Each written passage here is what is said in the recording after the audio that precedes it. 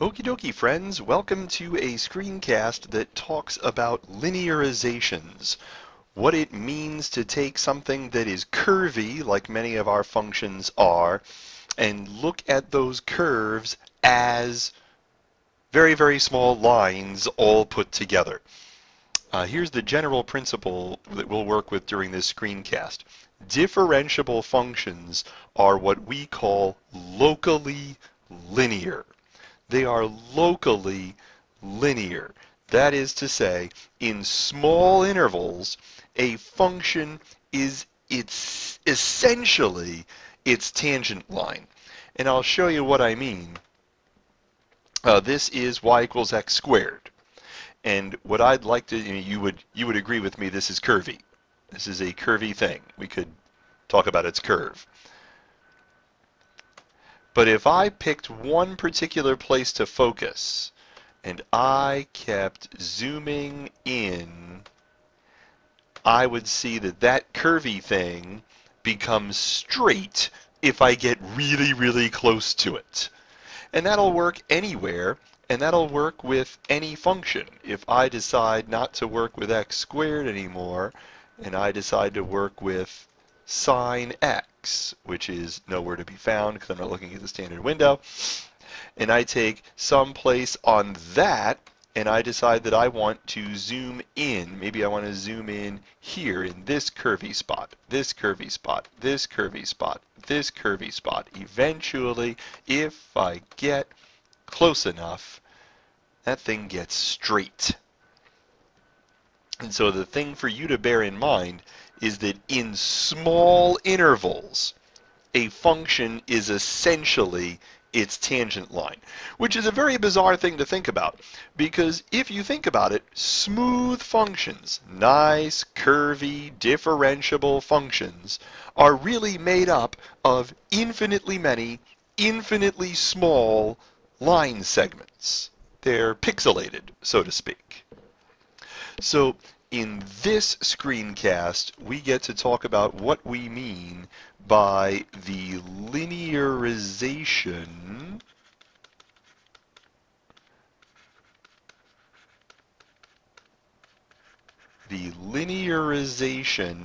of f of x at x equals a. And the principle here is if f is differentiable, and we remember what it means to be differentiable. It means that we have a derivative. You can draw a tangent line. That tangent line has a slope.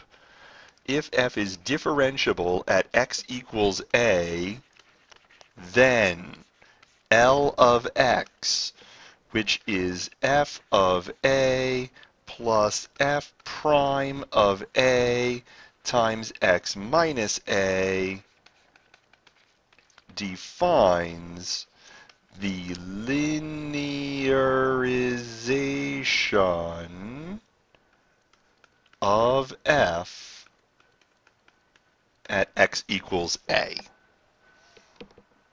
So the equation of this line defines the linearization of f at x equals a. I'm going to throw in a really quick side note here. La! And my really quick side note is that L of x is just the tangent line.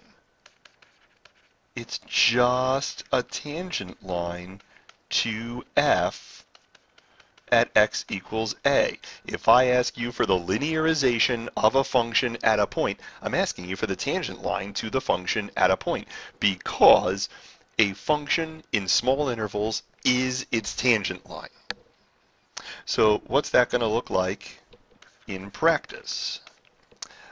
Use a linearization of y equals sine x at x equals pi to approximate sine of 3.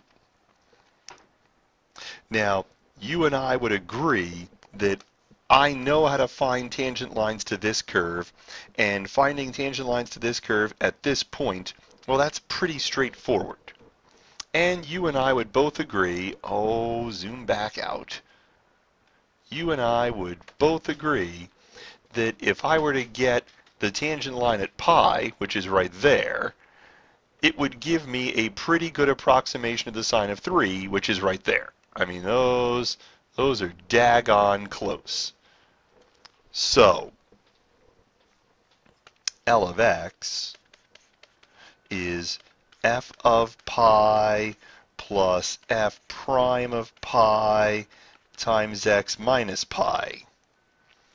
And we'll come over here and figure out what the slope should be.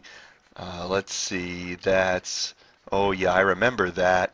And so when I come over here, I'm thinking f of pi, that's the sine of pi, that's 0. F prime of pi, that's cosine of pi, that's -1 times x minus pi. And so it turns out that L of x is -x plus pi. And so always answer the question looking for sine of 3. Sine of 3 is approximately equal to -3 plus pi. And that's what, 0.14-ish. And then you can take your calculator and figure out what sine of 3 is to a bunch of decimal places and see that this does a pretty good job of approximating sine of 3. Now, I'm going to go back a slide. I'm going to go back 2 slides. Small intervals. I needed to use a linearization at x equals pi because x equals pi is very close to x equals 3. I would not have used a linearization at x equals 0 to approximate sine of 3. I want to use a value that is very close for stuff like this. Obtain linearizations for the square root of 123 and the cube root of 123.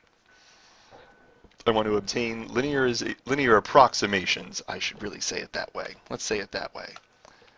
Obtain approximations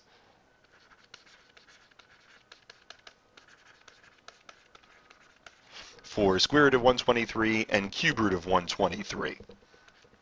So let's hit them in pieces. I want to use a linearization for the square root of x near a particular x value whose square root I know that's close to 123. Okay.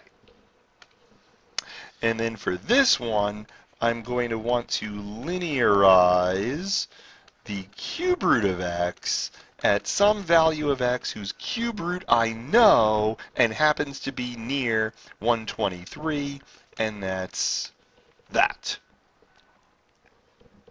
So coming over here, I know that f prime, if this is f, f prime is 1/2 x to the -1/2, which can be rewritten thusly. And so I go to do my linearization. The linearization is f of a plus f prime of a. F prime of a, that's 1/2 times 11 times x minus a. So for those of us that need to see that, that's f of a plus f prime of a times x minus a. That's where all the pieces are. And if we could simplify that, we wouldn't. I want the square root of 123 because I always want to answer the question. The square root of 123 is approximately 11 plus 1/22 times 123 minus 121. That is approximately 11.0909 and so on. And that does a pretty good job. For the cube root function, we've got to remember what the derivative of the cube root function is. That's 1/3 x to the negative 2/3. That's 1 over 3 cube root of x squared. So I want a linearization that's f of a, that's cube root of a, plus f prime of a, so that's 1 over 3 times the cube root of 125 squared, times x minus a. That's my y value. That's my derivative value. That's my a value. So the cube root of 125 is approximately 5 plus 1 over 75 times, no, let's try this again. The cube root of 123 is approximately 5 plus 1 over 75 times x minus 125.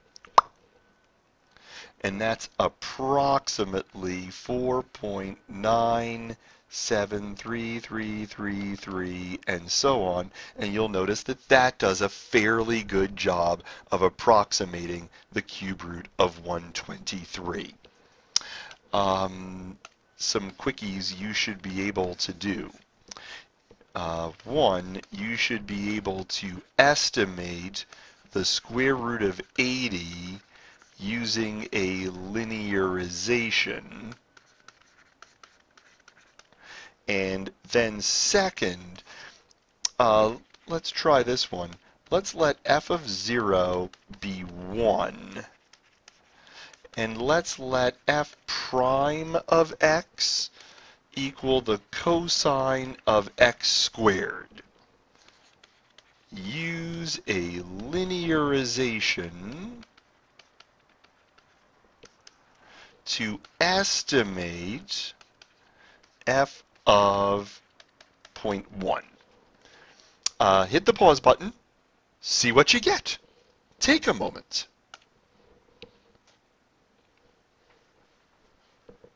Okay, so I'm thinking that L of x is the square root of 81 plus 1 over 2 square roots of 81 times x minus 81, which means that the square root of 80 is 9 plus 1/18 times negative 1, and that would be as good an approximation as you can get.